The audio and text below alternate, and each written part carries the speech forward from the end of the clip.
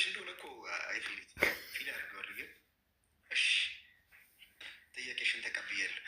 ጋይስ እንግዲህ ያው እስከ ዛሬ ድረስ ስናዘጋችሁ ነው ቆይተናል።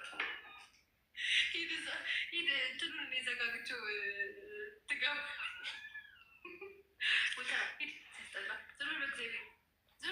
የልትጅ ነው የጀመርነውን ጉዳይ እዚሁ ይዟታል። ግን ታንተ አይደለም። ታዲያ ከማን ያዛል እንዴ?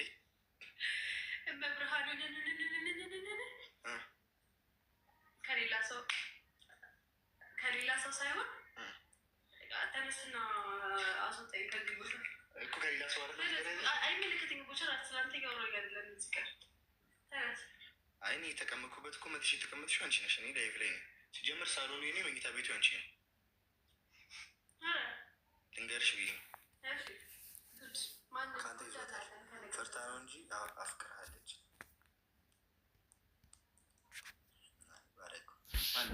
ትንሽ በቃ እኮ ተመሳቦች እዚህ ውስጥ ነው የገባሁት። መቃብር በሉት ሶፋውን እዛ ጋር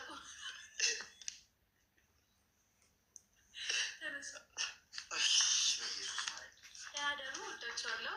እኔ እንትን ነኝ እንቅልፋም ነኝ። እሺ ትንሽ እንደ ቦቸራ አይደለሁም። እሺ እንደ ቦቸራ አይደለሁም። እንቅልፋም ነኝ ትንሽ። ምን ላድርገው? ምን ኦፍ ያደረገው ኦፍ ገስት ብዙ ጊዜ ሲላክልሽ እንድገም እንዳይላክ ማድረጊያ እንደዛ ገጠሬው ላረቃችሁ እንዴ? እንዴ ገና አዛኛ ክስብ ላይ ነሽ እንዴ? ቀጥሎ ያለውን ተመልከች ነው። ቻው ጠዋት ተነስተሽ ቁርስ ስሪ።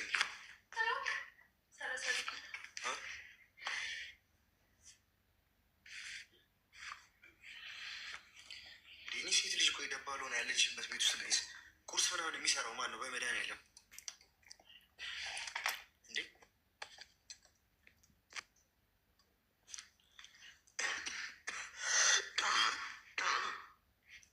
ቁርስ የሚሰራው ማን ነው ጋይስ? ባል አንተ ስራ እንዴ ጋይስ ኮፒ ሊንክ አድርጉልኝ እስኪ። ለምንድን ነው የምሰራው ጋይስ? ይህን ነገር በደንብ እኔ እንድትነግሩኝ ይፈልጋሉ። ወንድ ልጅ ከመቼ ጀምሮ ነው ቁርስ የሚሰራው? እኔ እንቁላል ዶሮ ስትታቀፍ ነው እንጂ እኔ ሲሰራ እንኳን አይቻልም። ይቀርብልኛል መብላት መድኃኒቱን እስኪ ጋይስ ምከሩ። ዘመኑ ተቀይሯል። ትሰራለች እኔ ባለሙያነት እሱማ ሰርታ ብለኝ ታውቃለች። ግን ከዚህ በኋላ የምትሰራው አንተ ነህ ምናምን ኢቨን እንደው ብንገባ እንኳን አለች መሀላ ሳስምልህ እድሜ ልኬን ሰለቼን ታከተኝ ሳልል ሰርቼ ላበላት ብለህ ነው ትለኛለች። ምንድን ነው በቤት ሰራተኝነት ውል ነው እንደ የምታገባኝ? ያጀማ ምን አይነት ተአምር ነው?